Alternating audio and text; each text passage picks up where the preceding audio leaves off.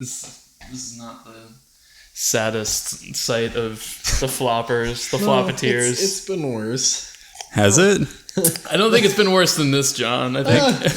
I mean, There like... was one time we were lethargic from pizza, but like we weren't literally... I mean, it's been worse not on air. Well, yeah, I mean... Yeah. I just remember like getting back from the airport and then Rich is just like, dude, John's fucked. And then like I get home and I scream up the stairs and I'm like, John! And I hear like at the same exact volume like, Welcome to BoyFlop! I'm Family Jewel 7X. I'm sick. And I'm not, but my name's Rich. Yay! Yay. And welcome to BoyFlop episode 6. I think we should just call this one Weird Flop. Weird flop, sick flop, Yeah. boy sick. Sick Fuck flop. Sick flop, bro. So we actually haven't recorded a boy flop in about 2 weeks. It's Yeah. been a minute. We did the Jack episode like 3 days after the Travis episode because it was just all so tight. Yeah.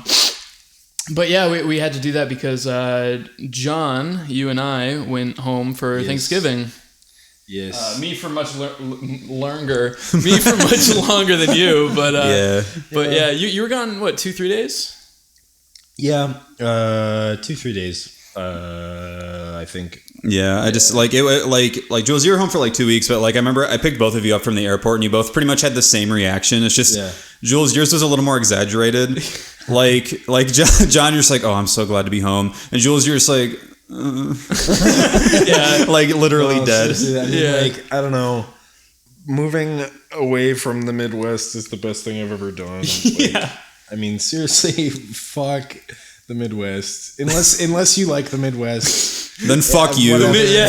No, The Midwest is fucking terrible. It's the worst unless you like it, and that's okay. Whatever. I mean, Yeah. I'm trying to think of like if you have a family, if you're a snowboarder, If you're a nerd, if you're one of those like niches of people that really loves Minnesota.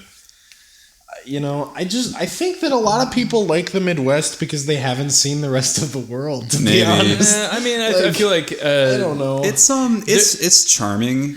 Like the Midwest is fucking charming, Yeah, but like then if you stay there the entire winter, you're like, fuck this. If you have that personality type where you like cornfields more than mountains and the ocean, then yeah, absolutely. Well, no, I mean like But, there, like, like I don't even know. like your little town when I was there, like Yeah. there was just like it was just like brisk Well, and it was yeah, nice if you getting have coffee kids, and yeah. It was just cool, and like Yeah. like specifically with like Michigan too, like Right. northern Michigan and the UP is fucking gorgeous. It's just Yeah. during the winter it literally turns into Alaska.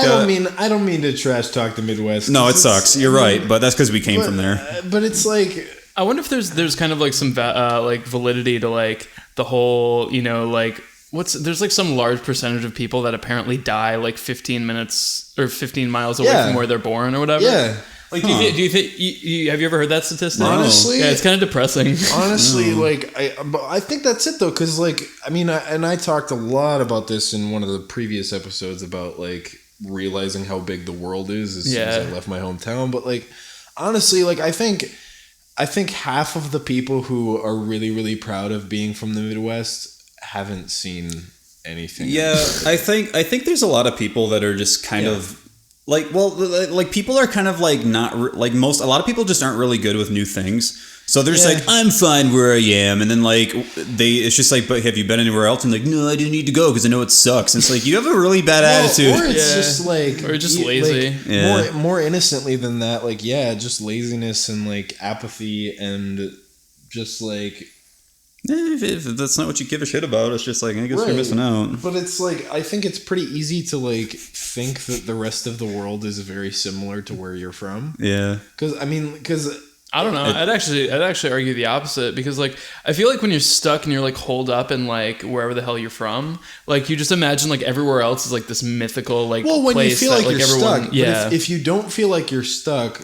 Maybe I just have a different mentality. No, I agree. I felt like I was stuck and I felt like anything would be better. Right. But if you don't feel like you're stuck, then it's like, I don't know, because I had this mental image of like, I don't know. It's, I'm kind of loopy because I'm under the weather, but like John is literally chugging NyQuil right now. I'm having a hard time kind of putting my thoughts in where. I guess what I mean is that like,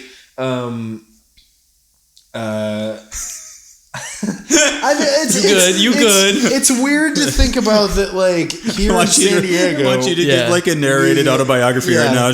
My name's John. Okay, but when we drive to get groceries, we see a mountain. Yeah, we see a fucking awesome mountain. We see a mountain, a fucking horizon. And it's pretty rad. We can drive 10 minutes to the beach. Yeah, and like here. It's weird because, like, in Minnesota, you don't think about, for example, that people in California... My cousin, who grew up in LA, had never seen snow until she was, like, 12. Yeah, that's weird. And, like, stuff like that. Like, you take that for granted. And, like, people in California take for granted that many people in Minnesota have never seen the ocean. Yeah. You know? So it's like... I mean, it's sort of like the grass is always greener, but sort of like because your frame of reference for the world is so limited, like, you don't realize that...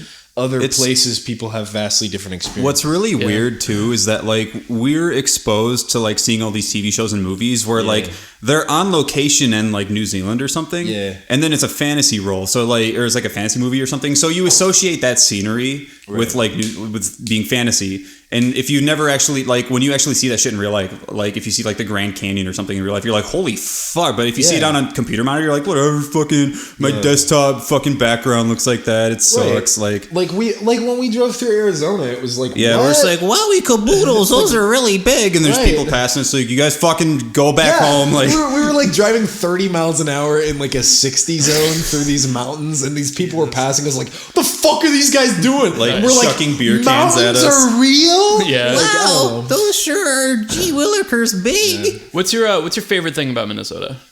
Like Ryan, the fact that I'm not there. Well, like when you went to Minnesota, like what's like the one thing you were like, oh well, that'll be cool to see or do or whatever. Can I think about this for a minute? Yeah. I'll say mine because sure. I'm actually drinking coffee from a place in Massachusetts. It's really good. Yeah, it's like right down the street. But they're like this. I think they're like an only Massachusetts coffee brand thing or whatever. But they're called Shelburne Falls Coffee. They're really good. And it's and they make like the best fucking like breakfast sandwiches too. Oh yeah. So like. It's just like I've never had like they make like this pizza time. They have like this veggie sausage stuff that like and then they like they fucking pile on probably mayonnaise and butter and I love veggie sausages. I have a veggie sausage. No, yes, he is. But like that was. I don't know. It's kind of weird. Like, yeah, I think because, in regards to the coffee, the way you phrased it was like, I've had good sex worse than this. Yeah, it's pretty fucking good coffee. I don't know. That's like the one thing I kept I was dreading it. Like I'm taking this fucking 8-hour flight. Mm-hmm. Like, God, this is gonna suck. And it did. Like I fucking got home and like I went into my room. My room's like. I mean, it's weird. It's like there's no posters. I mean, there's posters that I've had there for like probably a decade now. Yeah. That room's been coded. And it was so sad. It's just like my old bed with no like foam on it and like little desk with a tiny little lamp. It just like solitary confinement. I was just gonna say it looked like welcome home.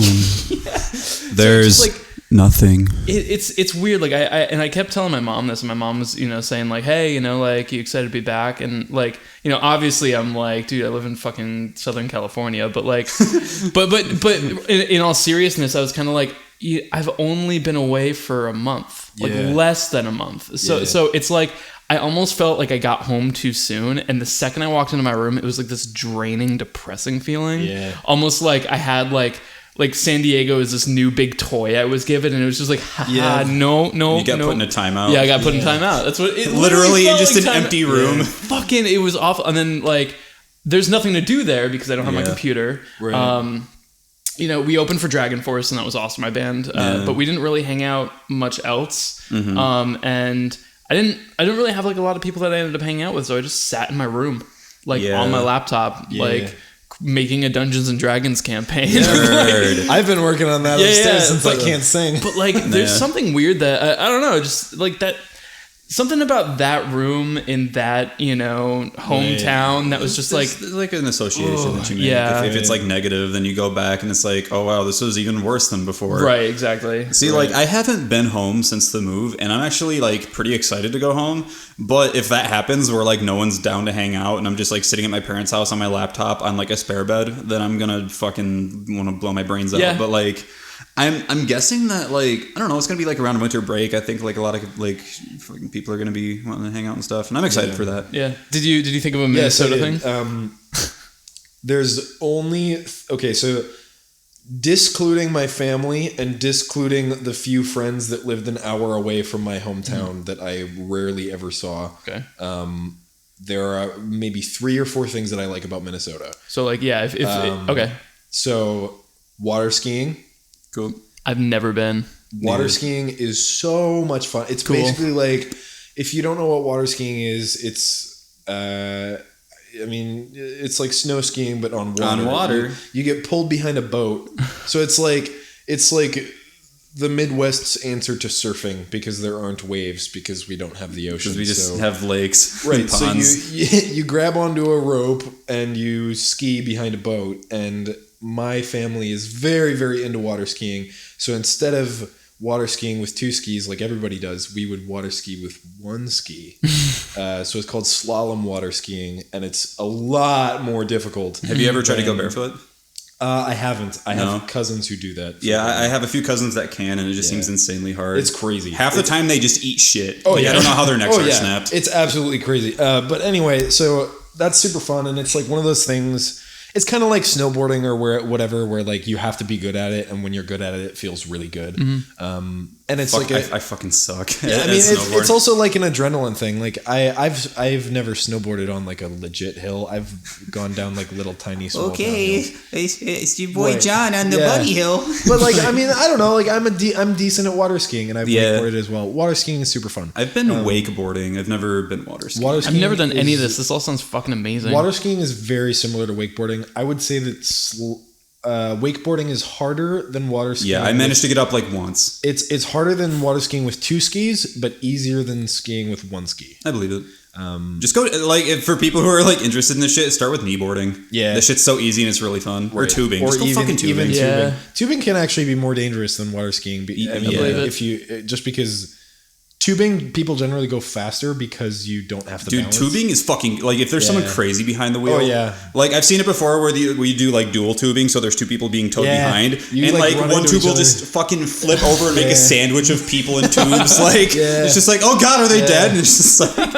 We're fucking towing a burger behind us. Water... like a person burger. It looks like a burger! There's like a speed limit for water skiing. Like, if you go faster than a certain point, then, like, your arms can't hold. Yeah. Anyway, it's a workout. Oh yeah, like even kneeboarding is a fucking workout. So number 1, water skiing. Number 2, I guess like the Mississippi River / Lake Superior area. I forget that Lake Superior stretches over there. Yeah, I always forget about that. Well, I mean, Duluth is one of the biggest cities in Minnesota, and that's like the Lake Superior town. Yeah. So like there's some really gorgeous areas up north in Minnesota, and then east on the Wisconsin border where the Mississippi River is, there's some really pretty areas over there. It's just pretty. But it almost sort of pales in comparison to a lot of other places, I guess.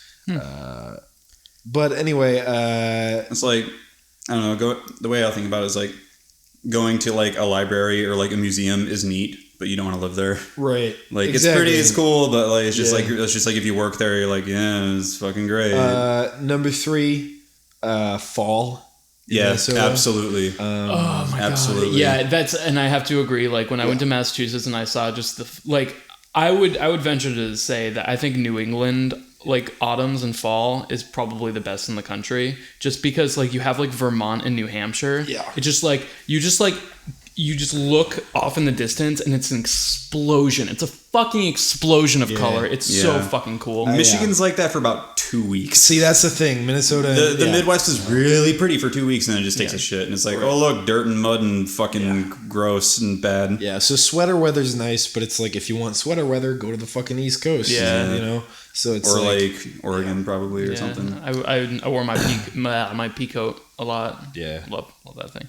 No, number 4, the last thing that I like about Minnesota is the Mall of America. Because that's like show and tell. Yeah, Name 4 things you like about your town. I think it's cool. Like, no, I mean, it is cool. Yeah. And this, I was just thinking about what did you call me when you met me, Rich? You were telling me this the other day. Oh, the first time I met you, like in real life, was this not last year, but really early this year at Magfest. Yeah. And you were wearing a pea coat, and I was like grabbing a drink with Toxic X Eternity, like our buddy Jack, and you just like walked up and like threw your arms up and like hugged him, and I was just like, and then you like turned to me and did the same. I was like, I kind of don't know you, and like no, but then we did the bro hug thing, and I was just like greetings, Dr. Peacoat, because I couldn't think of anything else, and you were just like, okay, yeah. Classic Rich. See, actually, we can fucking, speaking of Magfest.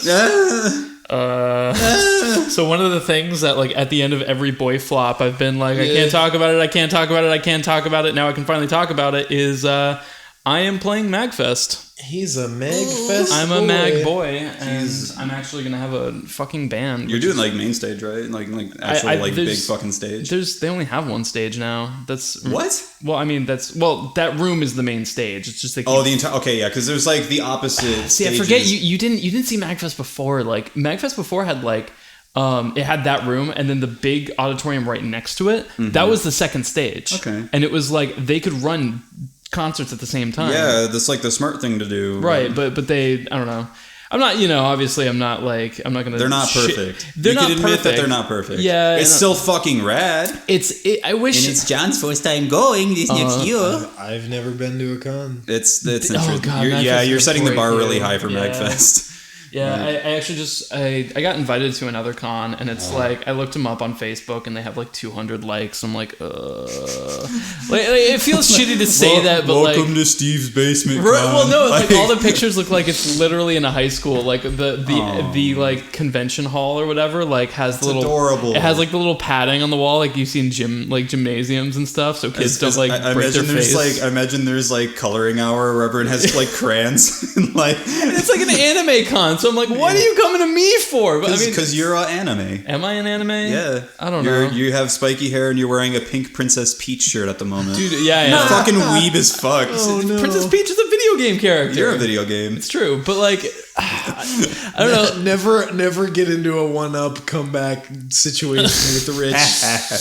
What? My resort is just to say you're a one-up. Yeah, you just because he just always ends everything with "you are" and whatever the last fucking thing you said was. No, you're whatever the last thing you said. Exactly. Oh shit! I remember once I started doing Kingdom Hearts covers, like my fucking like. My fan base erupted like with all these kind of people that I didn't even know, because I feel like Kingdom Hearts is like the video game that like it's the anime video game crossover it's a little bit more like which is weird because like there Kingdom aren't farts gross, but like it's not like there's any anime actually like in the I don't know. Well, the characters, the main character looks Mickey kind Mouse of is like an anime. The main Not true, Rich. Dude, Seinfeld's my favorite Disney anime. I don't know, but like I feel like that's just the main characters look kind of anime-ish. Yeah, but same thing in Final Fantasy. It's a Square game. Yeah, Square game. Actually, Square is like super. They're about as close until you get to like what's the company that does like Persona and shit like that. Like, right. What, like Atlas or something? Something like that. Yeah. Did Rich was telling me? Did he tell you about the Final Fantasy VII thing? I have never played a Final Fantasy game. Okay, me neither. Okay, but you know how they work, right? It's pretty much you explore whatever with your person, and then when you go into battle, it's just turn-based. It's just a game. Yep, I know it's turn-based. That's about right. Well, that's a really big part of it. Yeah. So they're doing Final Fantasy VII, which everyone knows that everybody is like head over tits for Final Fantasy VII. They're remaking it, and they're actually making it a real time action. I'm sorry. Well, wet. Yeah, like an action RPG.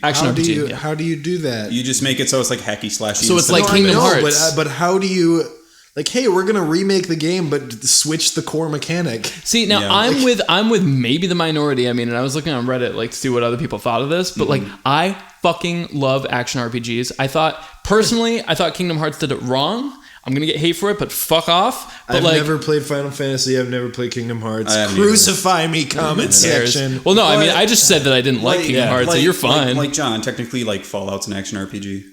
No, I know. So, I know what the game type is. It sounded like you were just like, that sounds more than... No. What I meant was like, how are you supposed to... That'd be like if they remade Civilization 3 except made it real time. Yeah, we know then that's not Civilization, that's Age of Empires. What people are saying is like, they've done Final Fantasies in the past, like what, Crisis Core, where it's an action RPG, but it's like, hey, it's a spin-off. But in straight up remaking a game and changing the core mechanic, like a lot of people... But that's the thing too, is they haven't said it's an action RPG. It could just be that it's still turn-based, but it's really cinematic. They haven't really said anything yet. True. Like, you don't see yourself going around and mashing buttons. It straight up looks like it looks like Metal Gear, pretty much Rising Revengeance, which is, I mean... Which is rad. If Final Fantasy VII plays like that game, dude, I'm cool. Done. Sorry, YouTube. Yeah. Because, like...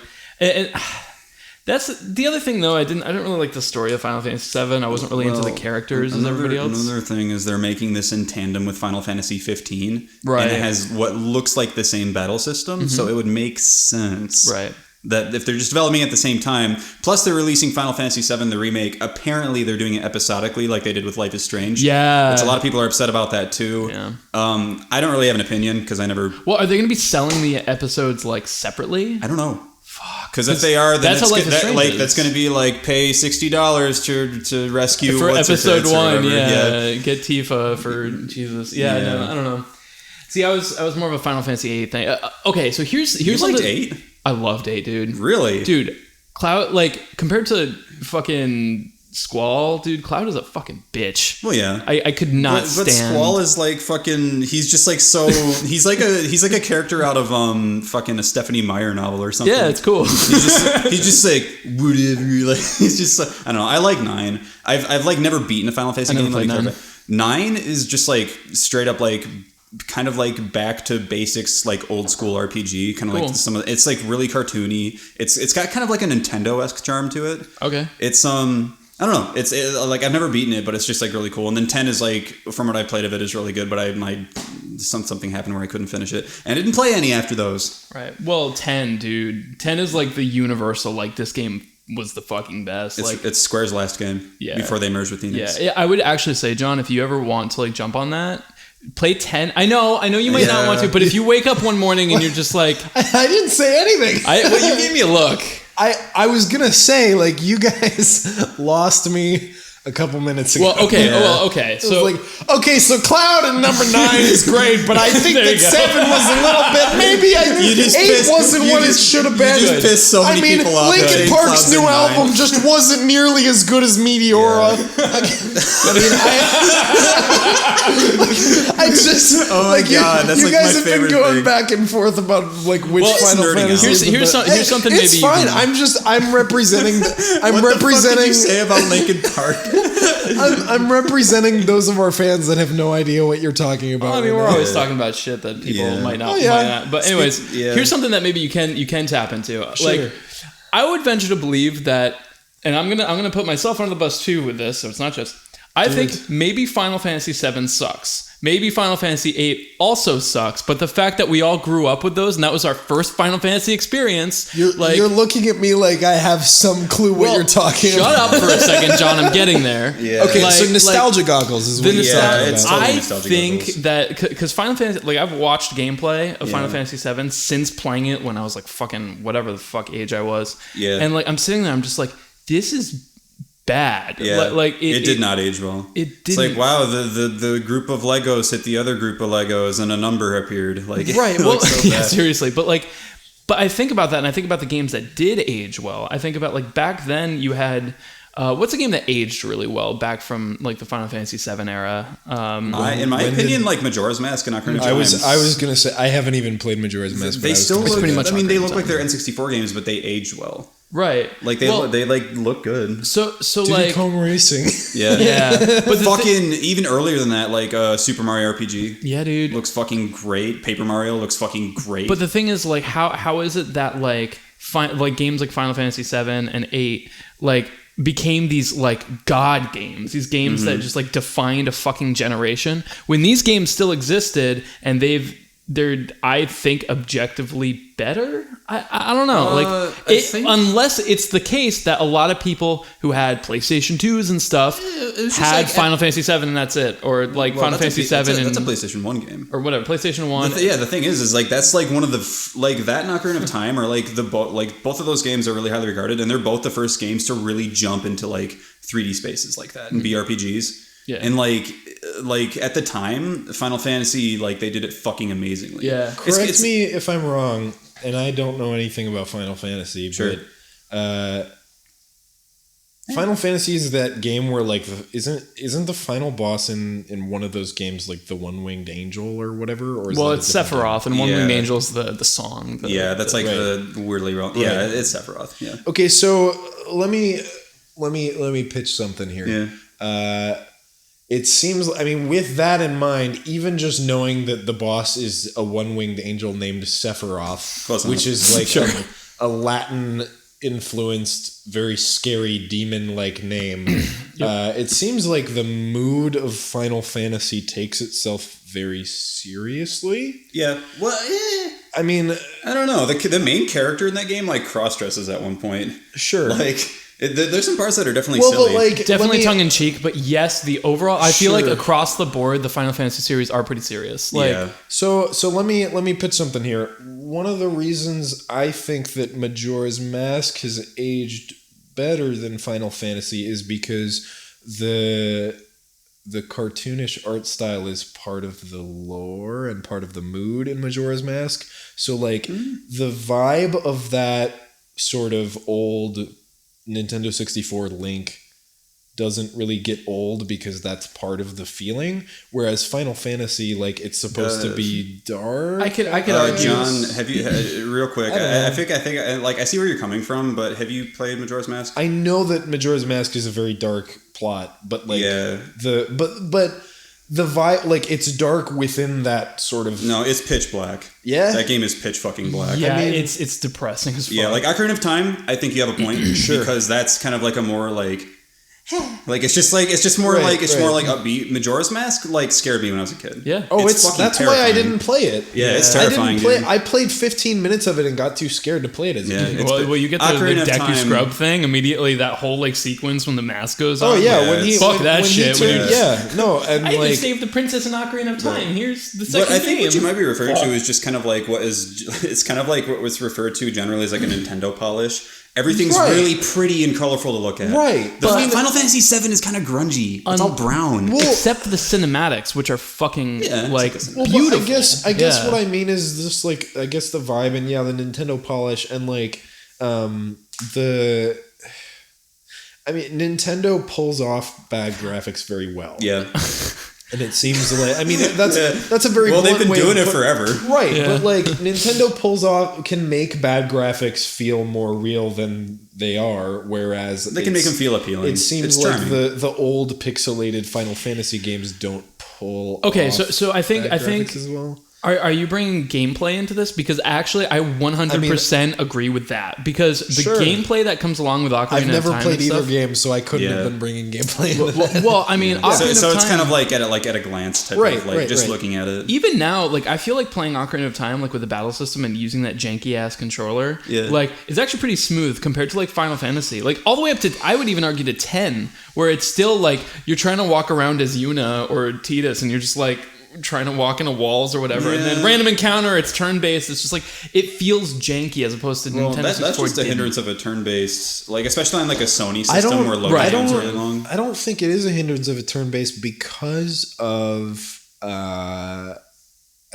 thing that comes to mind is Pokemon. Yeah.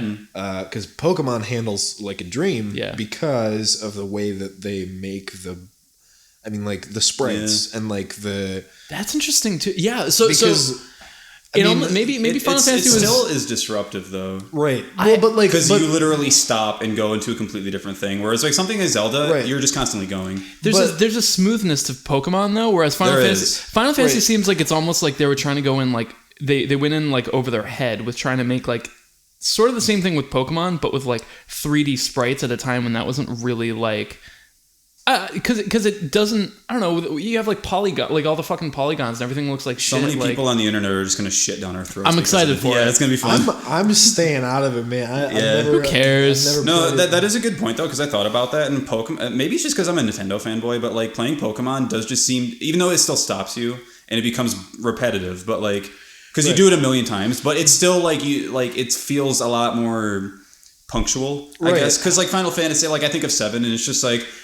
Encounter, fucking 30-second intro song. You hit A like 3 times and then they're dead, and then the big ending thing. Pokemon, you kill it and it's dead. Well, and that's the thing is that like the turn-based RPG system as a whole is dated. It's very dated because it has problems. And the reason that it works with Pokemon is because Pokemon feels like you're playing a digital collectible card game. Yeah.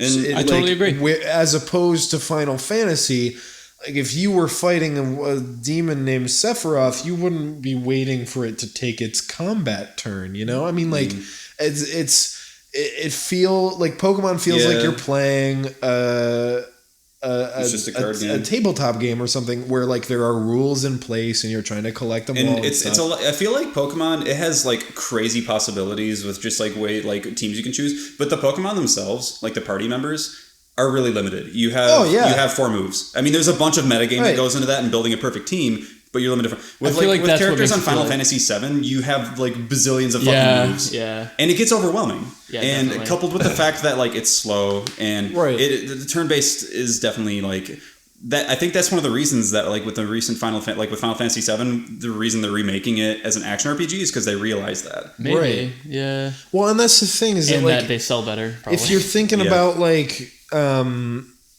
If you're thinking about the limitations of technology, like they couldn't, like think about the action RPG games back then. It was like you would either swing a sword, you'd press one button to swing a sword, or you would press one button to shoot a gun.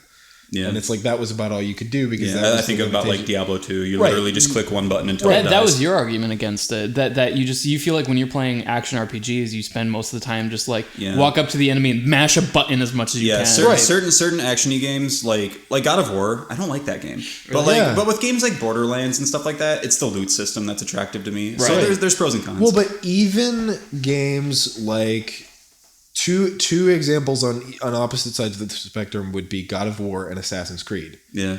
God of War, you have to. It's like, okay, if I press these buttons in the right order, then it'll do a really cool cinematic for me. Yeah. You know. And then Assassin's Creed is kind of like the button masher. It's like, oh, if I press this button enough, he'll swing his sword in a cool way. Yeah. And it's like, it's almost like.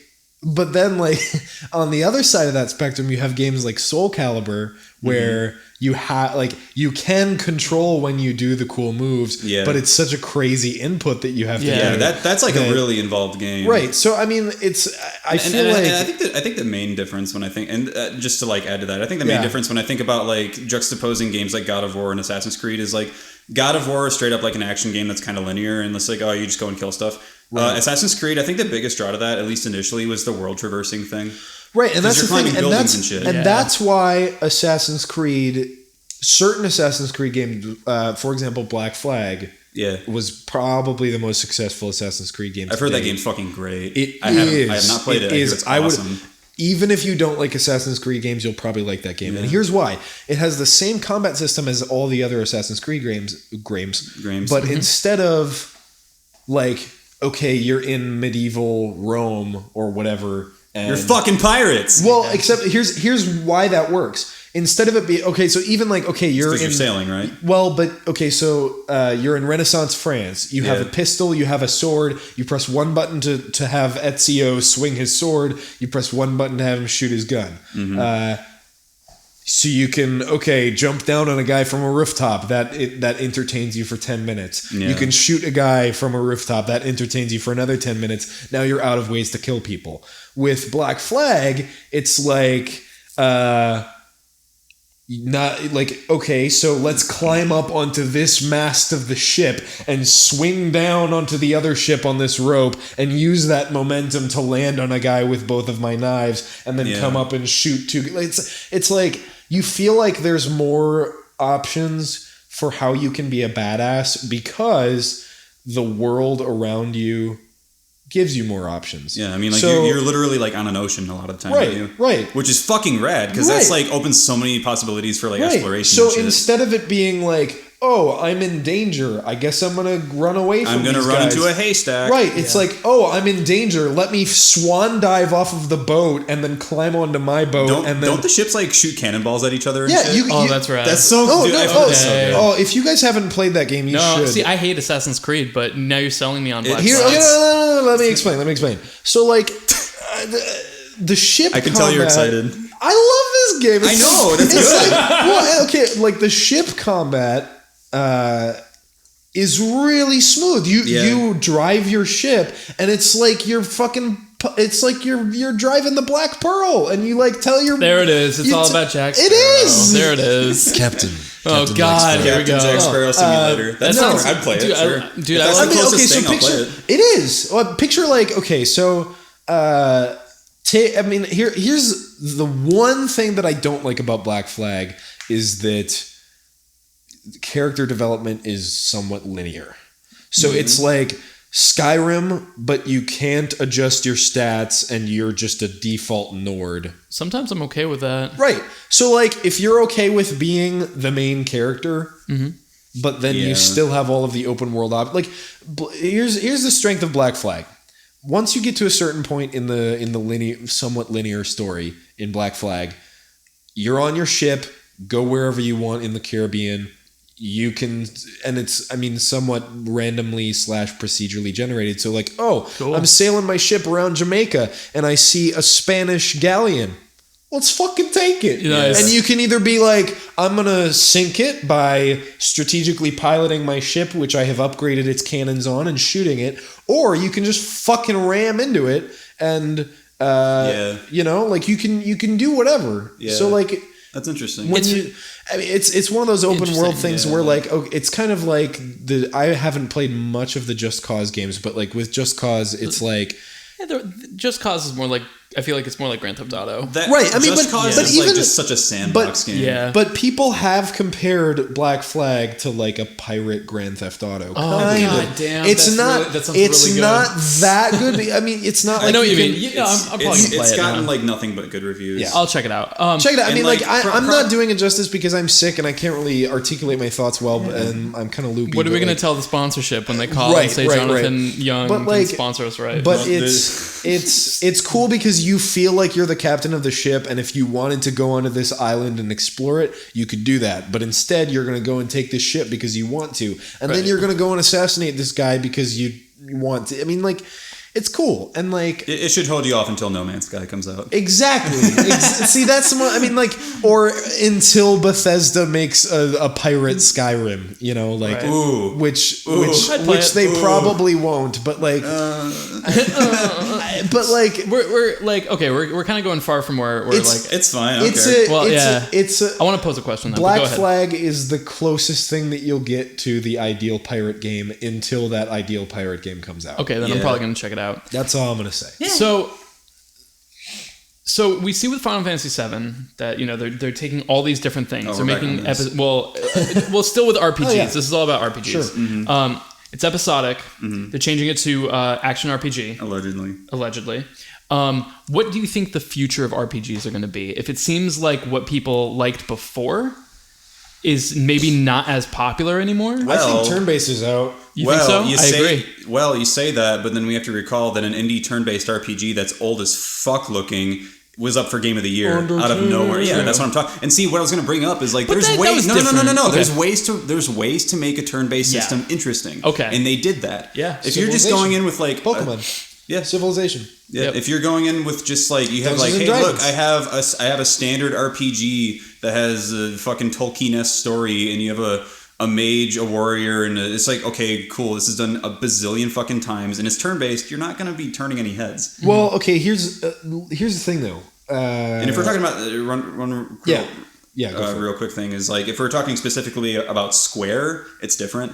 And I know they're like one of the biggest in like RPGs, but I personally am not the hugest fan of Square Enix. Anyway, go ahead, John. I was going to say, in answer to your question, Jules, I think it depends on what you're trying to accomplish.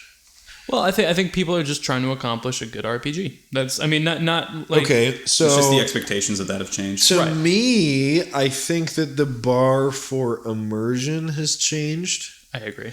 And I think that means that turn-based is out unless what you're trying to accomplish is not immersion.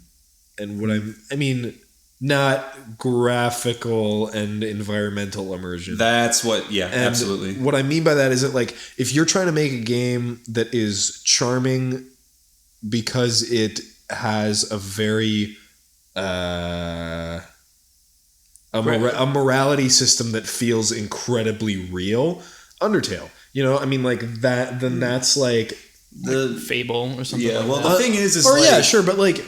Undertale isn't trying to accomplish the same things that Skyrim is. Oh, absolutely not. So like, I see what you mean. Yeah. I think that. Well, so let's put Undertale to the side for a second and say that that's. They did it right. They did it right. They did it right. Yeah. Can I say something about immersion? Yeah. Okay, so you can become immersed in a book. You can become immersed in a game like Dungeons and Dragons. Yeah, right. Because there's a lack of information and you have to kind of invent that. With games like Undertale, it looks like a GBA game. It looks like a fucking Game Boy game. Or I said GBA, whatever. But like, looks like so like you're left to like imply a lot of information about what's going on. I mean, the battle system is just black and white sprites. Right. Not to bring it back to Undertale, but like. You can accomplish like immersion really well without having cutting edge graphics. Yeah. Pokemon is an incredibly immersive game. Yeah, like it can be. Yeah. I mean, like you feel like you're part of the Pokemon world when you're playing Pokemon, but like, but for it's left up to your imagination. But here's the thing about that. Like, if I'm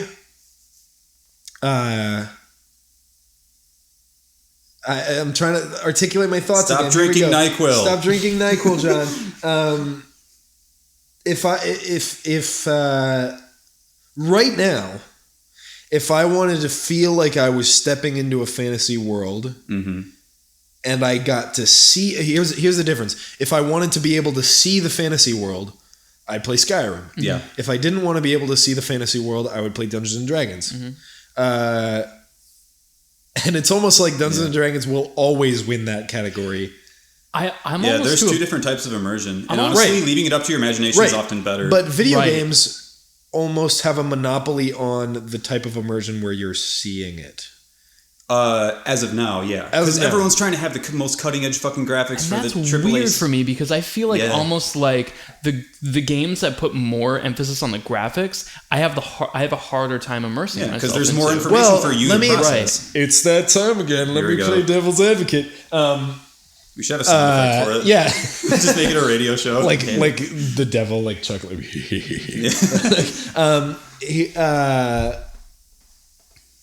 I will never enjoy an RPG that. Well, okay. Let me be careful about how I say this. Don't use absolutes. Let me be careful about. Because of the existence of Dungeons and Dragons as an extreme and Skyrim as an extreme, I will never enjoy anything in between those two quite as much.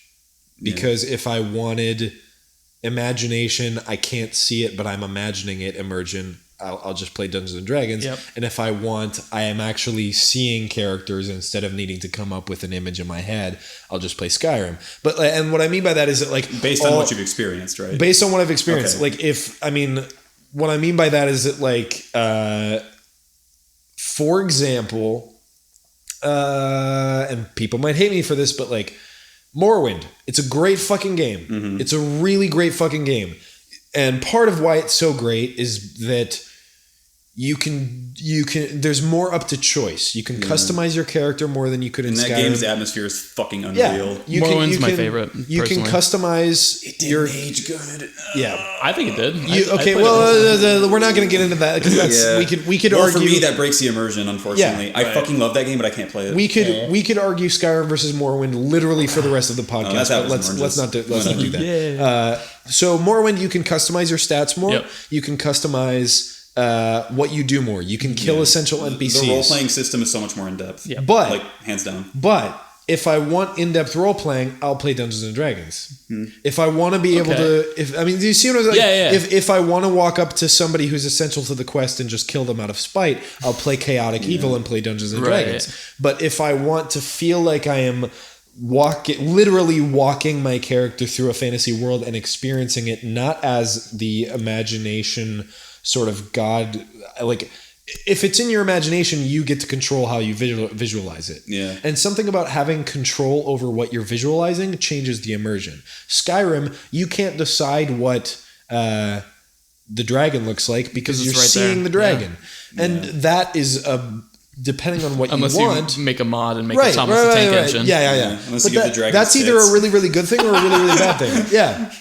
But like, it's either a really good thing or a really, really good thing. Right, but like one type of immersion is you get to control it because it's your imagination. It's like your own versus someone else's ideas.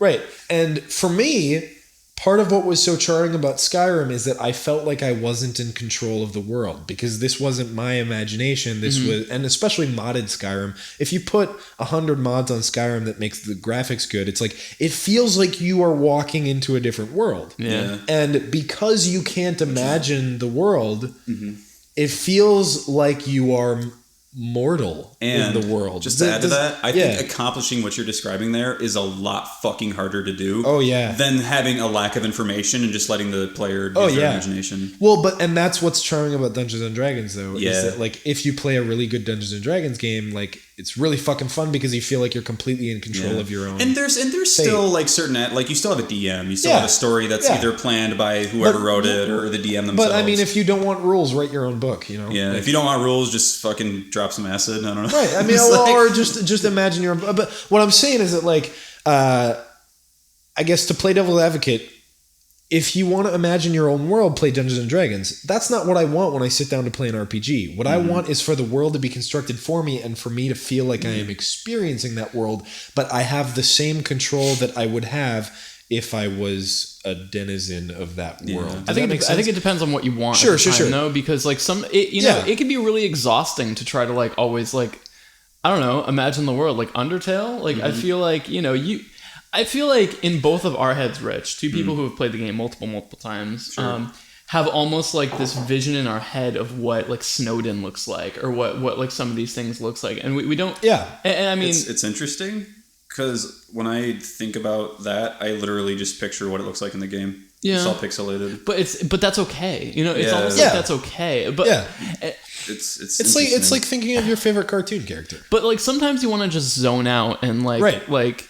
Yeah, I don't know. Just let the game take you on the ride. Well, and I think it's different. Where I was going is that like I don't know. Like I think that for me, Skyrim is the bar where like I'll start playing a different RPG when they make a different RPG that I would rather play than Skyrim or Dungeons and Dragons. Does that make sense? Yeah. Because like I want something that's more immersive, gives me more control over my own character, but pulls me into the world deeper. Like visually, like based just like on how like that perception of your immersion is. Well, like what immerses you in a game? What would you say immerses you more? It's different for everyone. Yeah, is it amazing Skyrim graphics, or is it a lack of information that lets you imagine it for yourself? Well, if it's a lack of information, then I'll play Dungeons and Dragons. Well, I'm saying like, what do you prefer? Yeah, personally, which works better for you? What would you immerse? It depends on what kind of mood I'm in. Yeah, it's kind of like two different things. Well, but like for Skyrim, it's I mean, I guess it's sort of like a magic. Everything I get because like Skyrim it's like, and granted like if you put mods on it it's better, but like Skyrim the graphics are really fucking good, and that combined with I mean I'm not gonna say the Skyrim story is amazing, but like but like the Skyrim story is good enough that combined with the graphics, combined with the voice acting, combined with all of the other stuff, there are points where it pulls you out of the immersion, but like a lot of times it feels like you're adventuring in the world. But like, let me give me 1 second here. Like, so make an RPG where,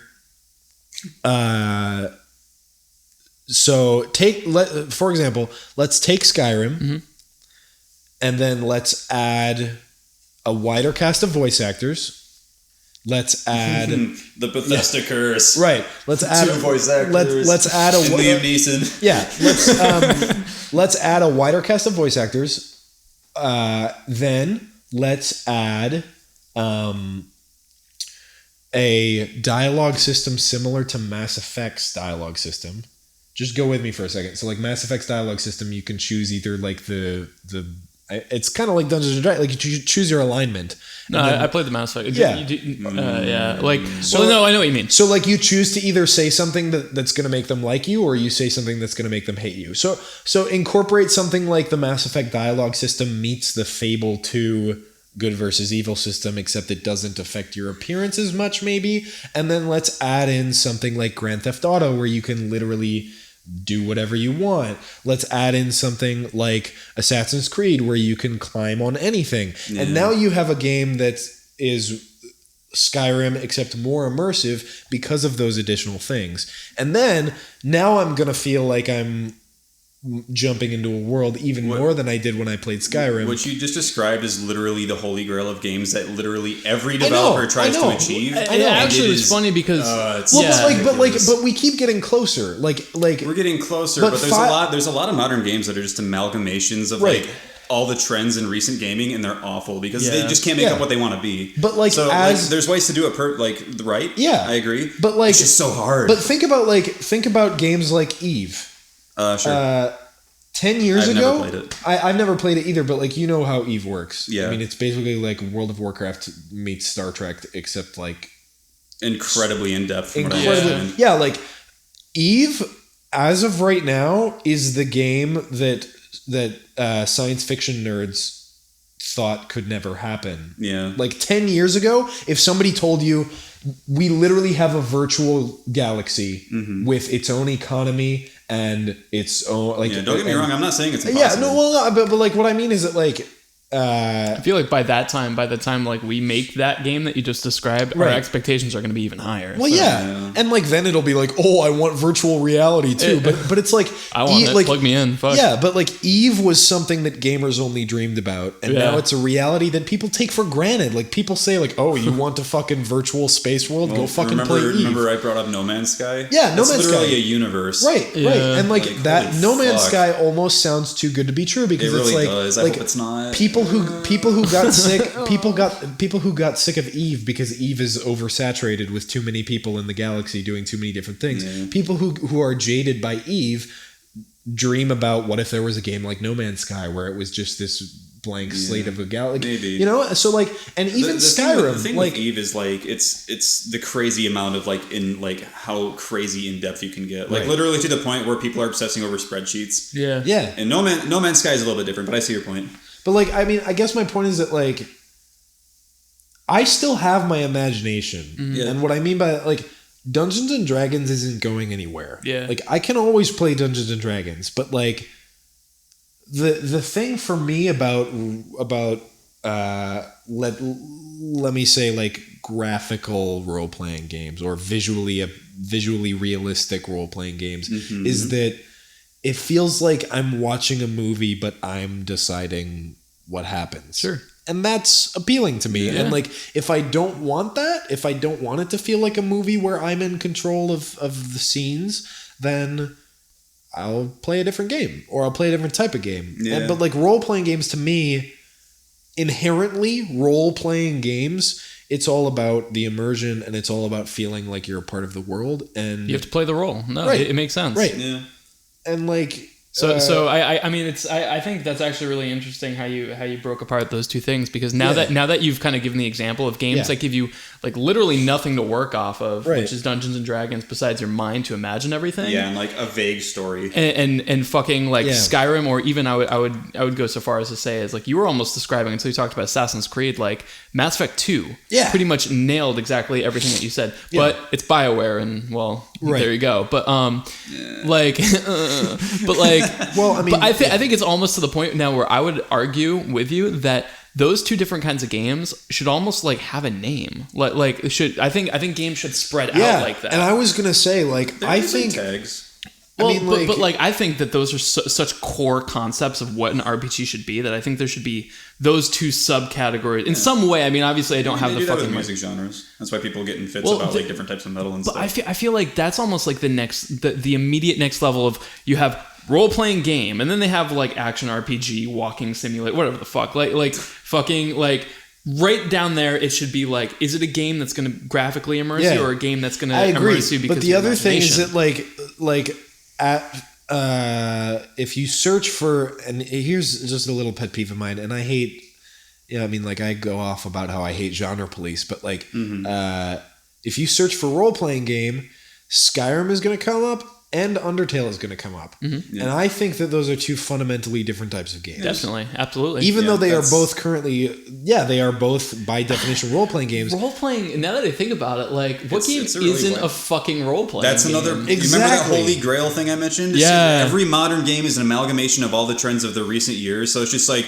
There's block picking and it's RPG and it's a shooter and you can run on walls and there's world exploration. It's just like, oh my god, there's so much fucking shit. Yeah. And it's a fucking mess because everyone's trying to do it, but they're also trying to shove it out once a year. It's fucking hard, dude. I do not envy like game people developers who work for AAA gaming companies. Fuck. See, with someone like Toby, he can just sit down and be like, I know exactly what I want to do. Right. With AAA gaming, it was just like, we have to compete with EA and BioWare and Bethesda and holy fuck. Like, it's, but I would almost say like, Undertale, like even fucking Call of Duty has RPG elements now. Yeah.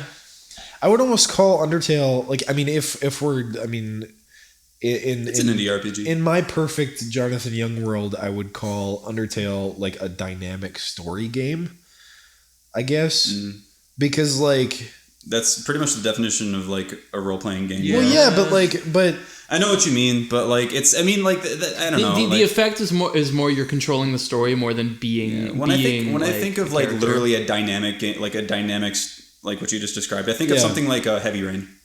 Yeah, like that's literally like what you described about like having a movie that like you can kind of control. Like definitely play. If you've never played Heavy Rain, I haven't. Fucking. I've never played Heavy Rain, but I played a ton of Until Dawn, which a lot of people said was pretty much like Heavy Rain if it was like a stupid 90s like horror film where all the teenagers go on the mountain and get fucking slaughtered. That's cool. It's really good. Like you start playing it like this is so stupid, but then you're like, oh fuck that bitch! I'm killing her the first second I get based on my decisions. Like I can't remember her name, but like it was pretty much there's this one character who was unanimous. Like everyone was like, fuck her. Just, welcome to introductory game theory with BoyFlop. God damn it! No, I think this is interesting because like I don't know. Like I would.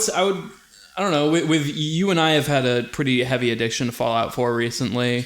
And like you obviously love, like we love role playing games. Is what I'm saying. It's like I did not love Fallout 4. Of course you. I have mixed feelings about Fallout 4 as this well. This guy. He wrote a song about it. I like it. It's good. Go watch it. I like it, but there are things that I also don't like about it. Same. You know, well, like I think like something you mentioned. I'm using your song as a reference. Something you mentioned in your song is something we talked about. Yeah, it's how the game's just kind of like buggy. Yeah, and that's once again like they're trying to get this game out. Even disregarding bugs for a second, personal taste comes in because I don't enjoy the Wasteland. I love it.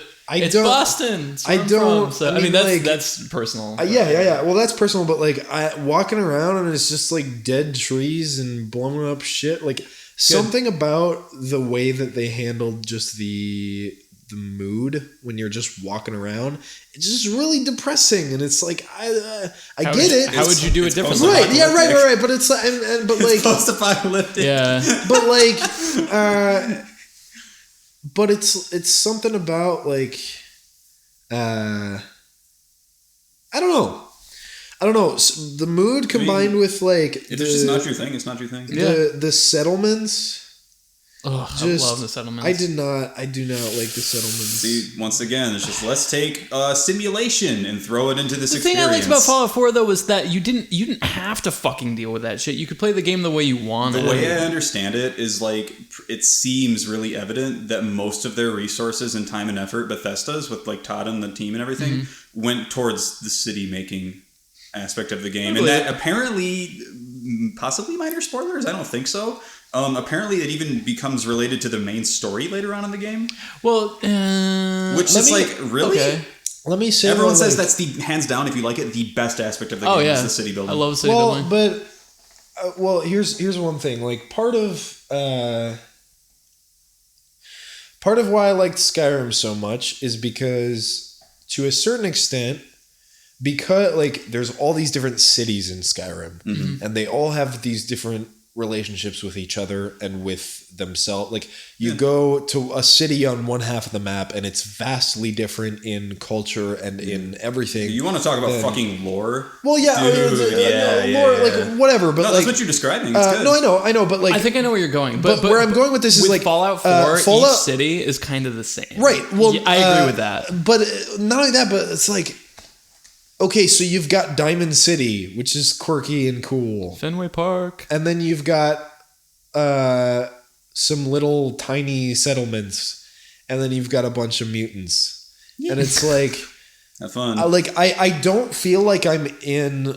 Like Skyrim, I felt like I was on a continent. Yeah. Fallout 4, I feel like I'm confined to like a small area, just because it's like there's one city and then it's like a bunch of dead trees and a bunch of abandoned buildings with raiders. It's like there's one bastion of civilization, and then the rest is just like, well, why am I even out here? Why don't I just like, to me it's like Skyrim, it's like you go to one city and somebody needs you to go somewhere else to a different city, whereas like Fallout, it's like, if I was actually in the apocalypse, why the fuck would you leave Diamond City? Like, why the fuck? Yeah. Because you're an adventurer. But, like, why? But Skyrim, it's like, there's actually, like... Well, no, I agree. I mean, like, I don't mean to sound... There's capital cities all over the place, where there's one capital in Fallout 4. And, like, honestly, like, I would, like... I'm super fucking biased on this because like I've been to Boston a bunch of times, and fucking when I walked into Diamond City for the first time, I'm like, this is Fenway Park. I've been here in real life. This is crazy. But like, and like walking around like Concord and stuff, like fucking like when you go to like the Revere side, like I've spent a lot of time in Revere, and like it's so cool to me because like I see where they obviously it looks nothing like fucking Boston, but it like I could see where they're pulling the influence from. So. But I will 100% agree with you. There should have been fucking more like Concord or something. There should have been like a city. And then the relationship, I totally agree with you there. Right. Well, the other thing is that like what little I played of New Vegas, it felt kind of like the Wild West. I like it. Yeah. Like, but honestly, I would actually say same thing with New Vegas. There was. Or no, that's what I mean. New Vegas feels kind of like the Wild West. So well, Fallout 4 kind of had the same problem. Yeah. Where I think Fallout 3 didn't. I think there were cities in Fallout 3 that there were different like places. I was gonna say that I liked that it felt like the Wild West because it's like you felt like a cowboy, post-apocalyptic cowboy. You felt like exactly. You felt like a post-apocalyptic cowboy. But like out of curiosity, like kind of a tangent point. And I haven't played New Vegas. What's like the story in that game? Like what is your character's motivation? You're a courier. You get it pretty much opens up where you get shot by like some mob guy or something like that, and then you pretty much get like revived, and then you're kind of out for revenge. Okay, so it's a revenge story, but the circumstance. Whereas in Fallout 4, it's like my family's dead, everyone's dead. Well, they have my kid. See, like there's something appealing. There's nothing appealing about like. Okay, there's something really appealing about being a post-apocalyptic cowboy. That's fucking badass. But like Fallout 3, cool. That is really cool. But like Fallout 3, like it's in the Fallout 3 is all in the capital wasteland. You're in Washington D.C. That's kind of cool because like if you're from the United States, like you can kind of see like, oh hey, look, there's the fucking Washington Monument and stuff. Fucking the Commonwealth, like, oh great, I get to be a fucking post-apocalyptic masshole. Like and it's this nice. Let me just say what I liked the most before Fallout 4 crashed so much that I rage quit. What I liked the most was the underground gangsters. Yeah. Like that was so cool. Like the suit and fedora, like 20s, like gangsters living under the city. Like fucking give me a city full of that.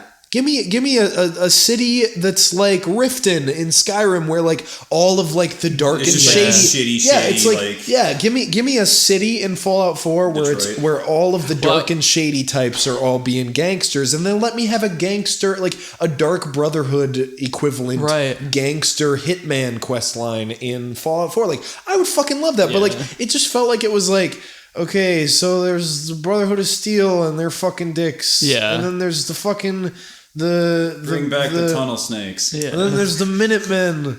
And I mean, see, this is interesting too, because like as somebody like, you know, from Massachusetts, I'm fucking like so excited that they did a fucking game in Massachusetts for once. Yeah.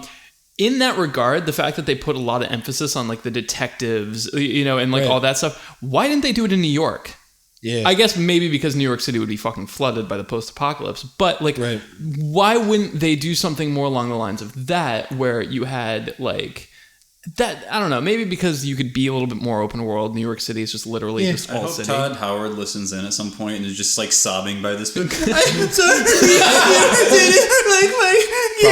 I think Todd Howard is like dabbing his eye. He's just like dabbing his eyes with hundreds. He was like about to like send us an email saying like, "Hey, could I be a guest on BoyFlop?" Like while listening, and be like, "Fuck these guys." No, I mean like, it seems other than the bugs, it's a well put together game as far as like Bethesda goes. But like the vibe didn't sit well with me. I can see that. So I don't know. Yeah, I think like the fundamental difference there is like with something like I don't know, maybe Fallout 3 is just weird, or maybe we're just like younger and it's kind of like the nostalgia thing again. But like you're literally looking at like post-apocalypse versus Tolkien-esque fantasy, where it's like you're on the edge of destruction but not there yet, and it's just an immersive fucking awesome world. Right. Once again, going back to there's a town where refugees are and everything else is dead and blown up. It's kind of depressing. Yeah. I like depressing games. Me too. I think they're fun. I mean, but Fallout 4, I just thought it was poopy and stuff. I like depressing games if I don't know. It's like I want to enjoy it. Yeah. And unless, I mean, like, if you can grip me to the story well enough that I want to come in and get depressed, then yeah. But if you can be immersed in that environment, but like, hard to do. Right. But it's like I don't enjoy sad movies. You know? I do. Well, fuck you guys. I don't like. It's like I don't enjoy sad movies. I don't enjoy scary movies because I don't like being sad and I don't like being scared. I do. So it's like everything's sunshine and rainbows in Jonathan Young's world. Yeah, because I feel like you're more about the experience. You want a good experience with what you're doing. Like, I mean, that makes sense. I play games to be entertained and not to be saddened. Well, some people. So I'm entertained when I'm saddened. When my emotions are took for. There's value to that. You guys are weird. Well, no, I don't think it's personal preference. But like, I feel like there's value to feeling sad. But I feel like even though you said that, I feel like if you played a really fucking depressing game, you'd still get a really good experience out of it if it was immersed good, you. If it immersed you in the story and you cared about it. Right.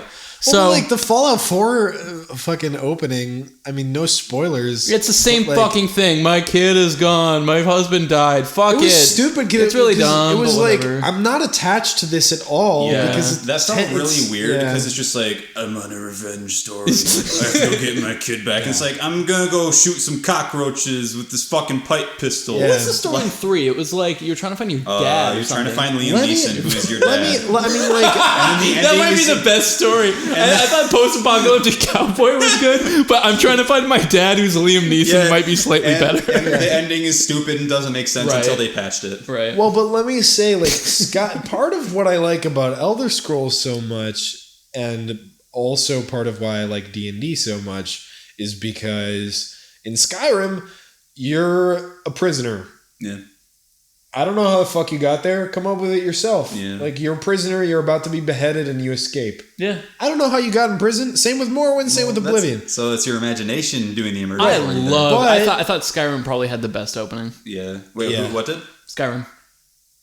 Yeah, it's pretty good. Yeah, like get like about like that like moment of just like I just started this game. Why am I going to be beheaded? Like that's really fucking metal. Like what the hell? Caged by a dragon. Fucking dragon comes out. Like right. I think it's kind of like when you're comparing those two games. Like Fallout 4 seems like everything's just kind of downhill, whereas with Skyrim you're at your lowest point. Yeah. At the start, and everything is uphill. And it's like adventure. Fucking, I'm gonna be a badass and traverse. And like Fallout 4 is like, I hope my kid's not dead. Like, but Skyrim, it's like it's as if you are in the world, whereas Jonathan Young, 2015. Let me come up with how to say it. Drooling out of his mouth. No, what I mean is, okay, so it's okay.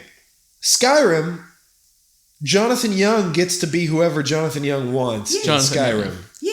Whereas in Fallout, Jonathan Young has to watch his wife die before his eyes and has to go looking for his Your kid. husband. So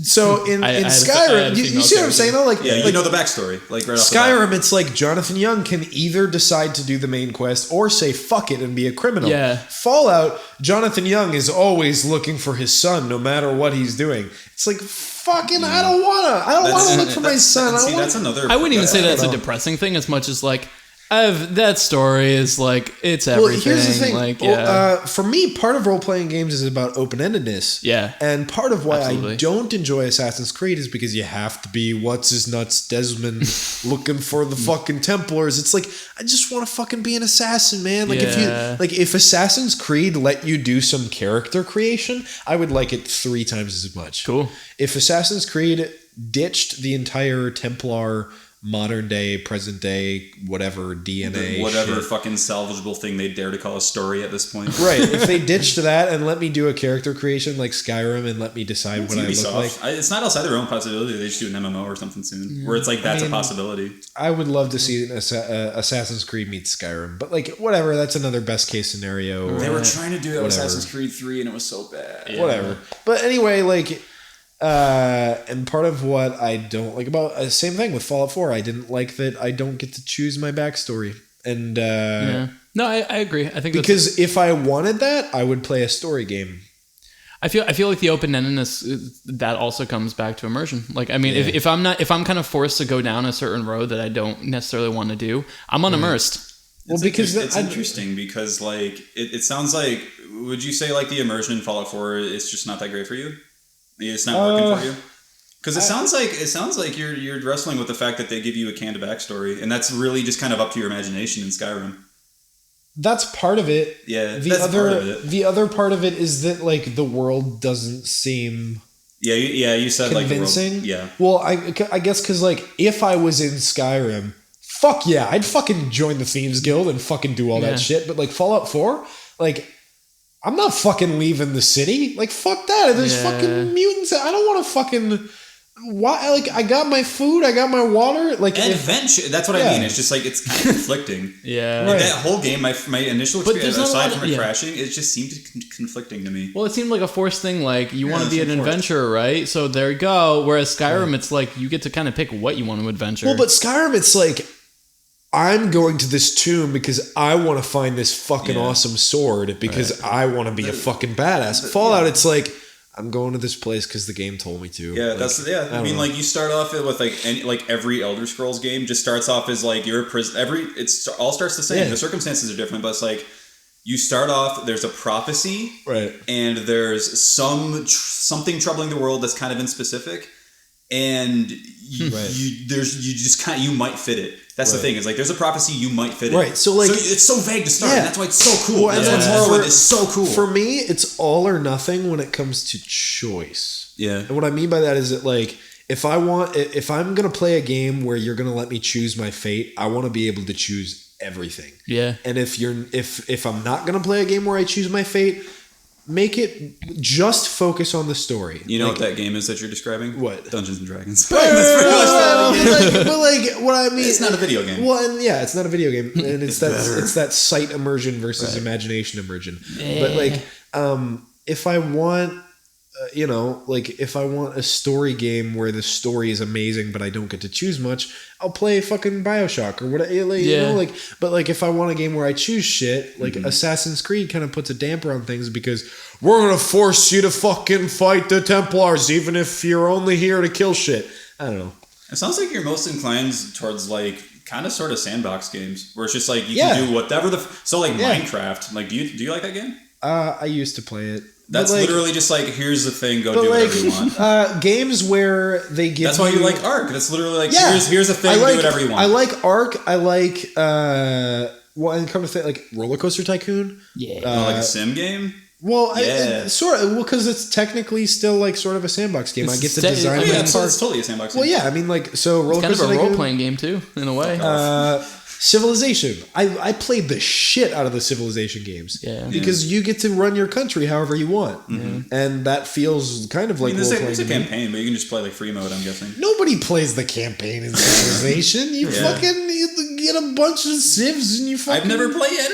You should play those games. You might. I'm not big on strategy games. I love strategy games. I did not like Civ. I like one of my favorite games of all time. Which ones did you play? I played 5 and 4. Okay. So I actually like. It's actually I'm going to say that the turn-based turned me off. But like I actually like. I kind of liked Age of Empires. I loved Rise of Nations and that. So I like the real-time strategy games mostly. I like Stronghold. That's about it. That's a fun game. That game's so fucking cool. It's a fun game. I love that game. That's sandboxy as fuck because that's less about fighting and more about just like castle building. The reason, I mean, Civilization is sort of confined to real time because it's such a big scale. Mm-hmm. And I don't know, what I like about Civilization is that like you feel like you are the leader of the nation, and like you. Have you played Tropico? I haven't.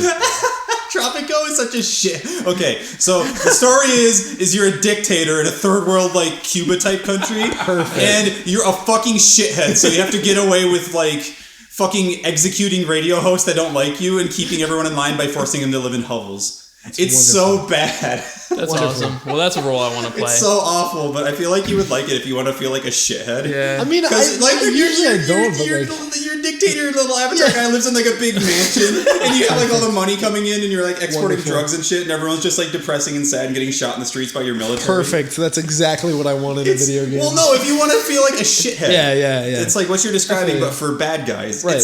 God, that game is so fucking... I want to try it. I think we should... it's funny. I don't know. I think we should wrap up though. But speaking of games are fun. Well, yeah, I think that's really interesting. Kind of what we were talking about role playing and stuff. But for those of you who want to role play as Jonathan Young, as we were saying earlier, what is Jonathan Young doing? What the fuck kind of segue was that? It was a pretty good one, I think. Oh god! I role played as a segue maker. I'm gonna go print out a picture of your face and tape it to my own. Yeah, and then stare in the mirror and just say, "I'm Jonathan." Same. Just rubbing my nipples. Rich and I are just gonna put on masks of you and just stand by your fucking bed.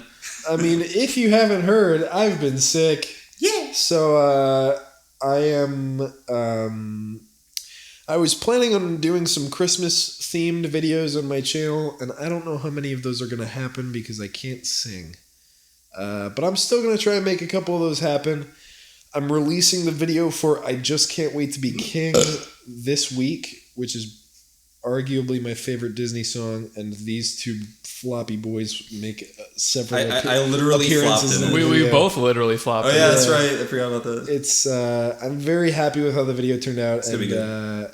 I hope it does well because more so than previous videos where I've been disappointed with turnout. Like if this one does well, I'm probably gonna like blow some ad money and fucking shove it because I want this video to be up there for views for me.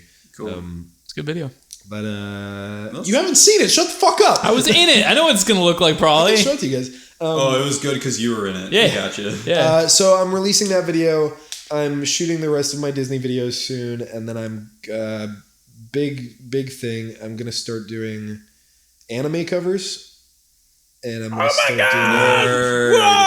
doing anime covers. Do a Dragon Ball Z. It's my favorite.